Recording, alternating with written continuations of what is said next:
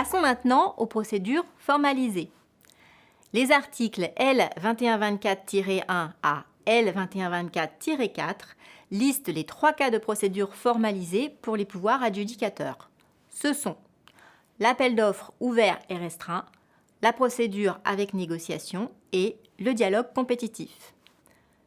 Comment distinguer quelle procédure utiliser? L'appel d'offres est la procédure de droit commun, celle qui sera utilisée le plus souvent. La procédure avec négociation et le recours au dialogue compétitif correspondent à des cas spécifiques énumérés par le Code. Première possibilité de procédure formalisée. L'appel d'offres ouvert. Conformément à l'article R2124-1, c'est une procédure dans laquelle toute entreprise peut répondre à la consultation et remettre une offre. C'est une procédure qui ne permet pas la négociation. Comme nous l'avons vu, elle suppose un avis de marché publié au Journal officiel de l'Union européenne et au BOAMP, à minima, qui fait courir les délais de réception des candidatures et des offres. Le délai minimum est de 35 jours, mais celui-ci peut être raccourci dans certains cas. 15 jours si l'avis de préinformation a été publié préalablement ou si l'urgence ne permet pas de respecter ces délais. Pour rappel, l'urgence ne doit pas être motivée par une négligence de l'acheteur, mais bien relevée de faits extérieurs. Moins 5 jours si l'avis d'appel public à la concurrence est transmis par voie électronique. Les diapositives suivantes détaillent les étapes de l'appel d'offres ouvert qui seront commentées en séance 5.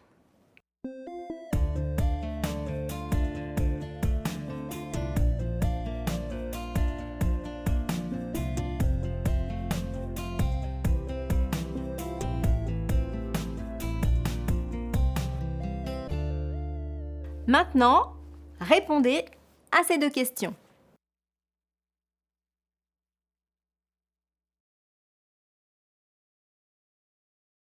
Voici les réponses. Oui pour la première question, toutes les entreprises peuvent soumissionner à un appel d'offres ouvert.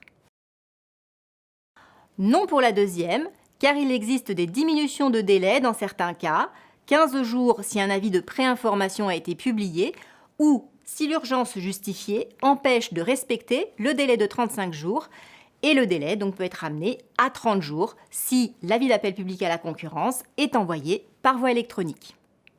L'appel d'offres restreint, contrairement à l'appel d'offres ouvert, permet de limiter le nombre de candidats qui vont répondre à la consultation. Le minimum légal étant de 5.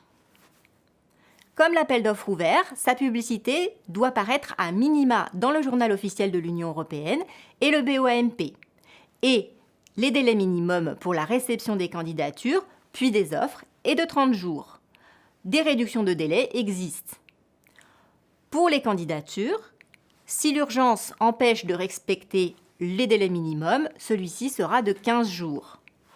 Pour les offres, le délai minimum est de 30 jours, mais des réductions sont possibles.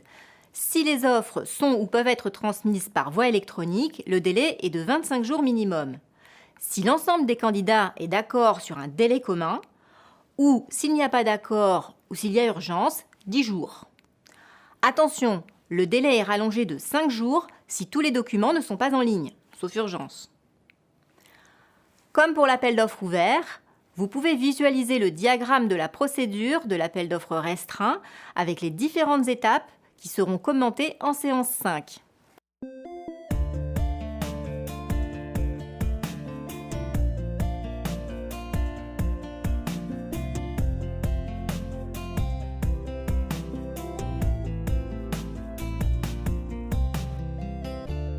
Comme précédemment, vous avez 2 petites questions pour vérifier que l'essentiel est compris.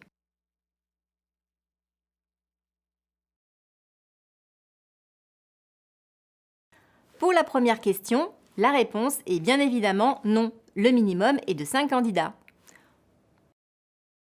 Pour la deuxième question, la réponse est également non. Le délai de 30 jours est un délai minimum et pas maximum. Il peut être augmenté en fonction de la complexité de la consultation, sans délai maximum indiqué par les textes.